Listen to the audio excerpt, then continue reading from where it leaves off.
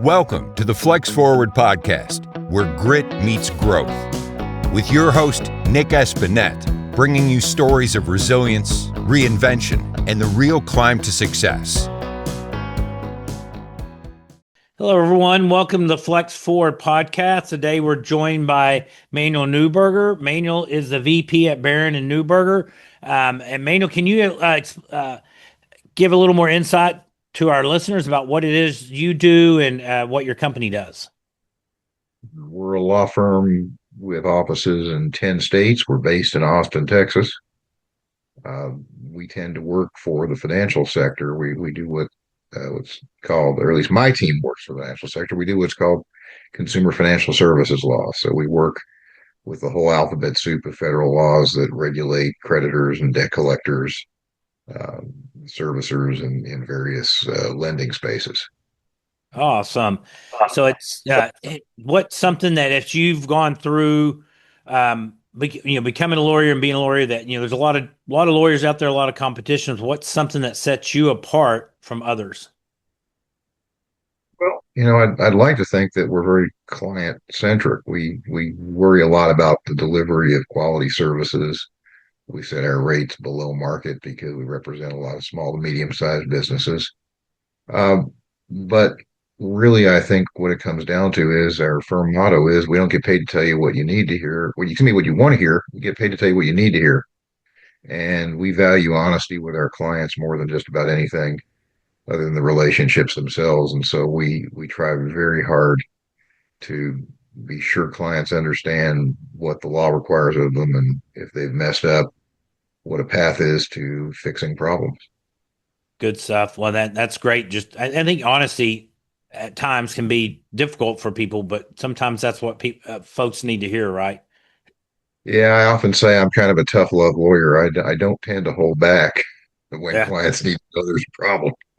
Well, and sometimes we need to know that so to make the best decision. So that's great. So what is something that you maybe find easy that others find challenging? I don't know about easy for me versus challenging for others. I can tell you that there are certainly things I really like. But the thing that may be most responsive to your question is this. I try very hard to keep my perspective. I've practiced for 42 years now. I spent part of that time working on the consumer side in the early years. I did a lot of consumer litigation representing plaintiffs. Having ended up now on the industry side, I try very hard not to lose the perspective that I learned on the other side, not to assume that all lawsuits against clients are frivolous, not to assume that people are automatically liars because we disagree, not to assume the worst in people. And I find it serves me well. To be honest, most of the people we run into in litigation are decent, honest folks. And truth be told, I happen to like most of my adversaries. And that's good. Well, probably just, I would imagine that creates some peace too. Just not having animosity towards your opponent or the person on the other side of the litigation. I think recognizing the difference between being adversaries and being enemies is a really important thing. Yeah. No, I think more of us in life need to realize that in lots of different areas, right? Well, if someone is listening and wants to get better at something, maybe speaking or relationships, like it sounds like you are, what do you have anything that you would suggest? Any books or podcasts, any avenues that you've gone down? I'm a big fan of certain things that I think have really helped in my own practice. On the management side, I really like a book called Extreme Ownership. It's by a couple of Navy SEALs who now are in the management consulting business. I think their company's called Echelon Consulting, and their book in some ways isn't anything new, but it's very well presented and telling stories that help really drive home points about taking responsibility for the things we do and being better leaders with teams. Another that I really like is by a guy named Voss. It's called Never Split the Difference. Yeah. Michael Voss. I think I I've read think that book. company, yeah, Black Swan Consulting, I think is his company, and he's a former FBI hostage negotiator, and I can tell you again, he talks a lot about how to deal with people, and I think it's a lot of what he talks about are very important skills, and certainly good for anyone in a business where you've got to negotiate, which to me is just about every business. That's just even in everyday life with your friends. I mean, you don't want to think of that you're manipulating, but that's what I took away from the Never Split the Difference. Like you're always negotiating in almost every situation. So I think the big takeaway from that is both those books are great. I've seen Extreme Ownership, but I haven't read it. But it's reading other, you can go and find books that help you improve your skills with interacting with people or almost anything you want to do. You can find a book that can give you some pointers and grow from it. What It as you intrigues me that I've. Oh, sorry. Go ahead. no go ahead. You had a follow up. I was going to say it intrigues me that I've given multiple presentations around the country and had someone in the audience come up to me when I mentioned that book and say, "I've got my whole team reading it now." Yeah, that's awesome. And that's a good one when they love it. So, as you've gone through your career, what has been one of your biggest challenges you've had to overcome? I think the fact that we're a small firm, we do big firm work, but we're a small firm, and it's sometimes harder to compete. There are always people who think that your services aren't worth as much if you don't charge them more. I've Oh yeah, never understood that mentality, but there are people who just think if you don't charge a high enough rate, you just can't be worth anything. Whereas our firm's based on charging what we think is a fair rate and one that our clients can afford. So that puts us at a disadvantage. Our size certainly does. We're only 20 lawyers. Um, and I say only, I never thought we'd be this big, but we are. Uh, but we get to do some pretty cool stuff.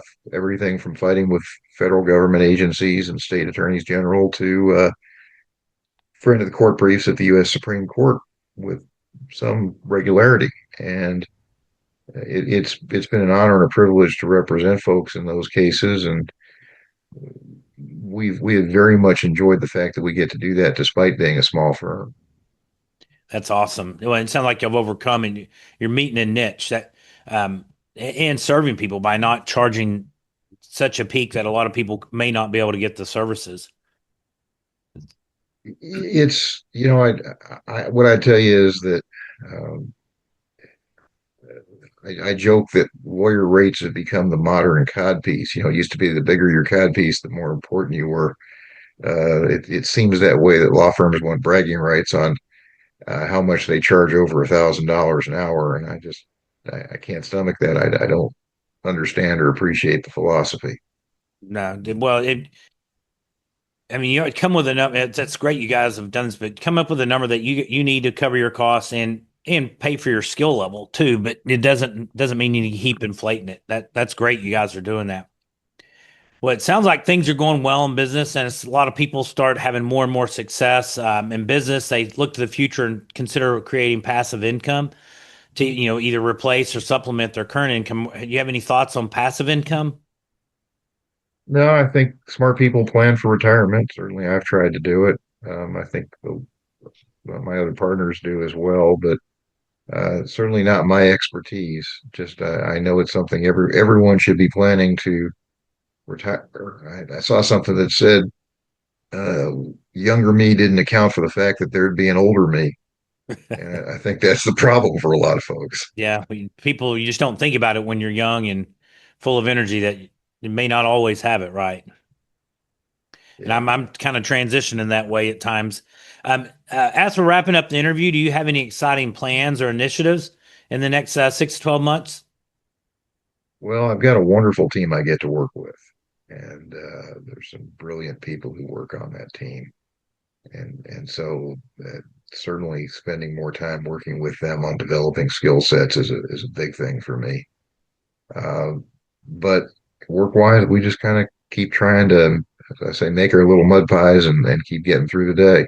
We That's uh, we try to do the best work we can for folks, and we very much are oriented toward the relationships we have with our clients. I always tell the people on my team, I don't want cases, I want clients. I like that. the relationships. I've got one client I've represented for almost 35 years. Oh, wow. That's awesome. They must really, it shows what quality work you do and the relationship for somebody to keep coming back for a lifetime for the most part. That's awesome. Excuse Thank me. you. Manuel, as we're wrapping up, thank you so much today for your time and sharing your insights and tips. If anybody would like to get in contact with you, what's the best way for them to reach out? They can go to our firm website, www.bn-lawyers.com. We've actually got a contact link on that site, and we do pay attention to people who reach out to us. Awesome. Well, thank you so much for coming on the Flex Forward podcast. I really enjoyed this interview, and I'm sure our listeners are going to get a lot out of it. And everybody, if you're listening, please like and share. And thank you for tuning in to listen. Thanks so much for inviting me. You bet. Thanks for listening to the Flex Forward podcast. If you've got grit, growth, and a great story, visit flexforwardpodcast.com/guest to apply and join us on the show.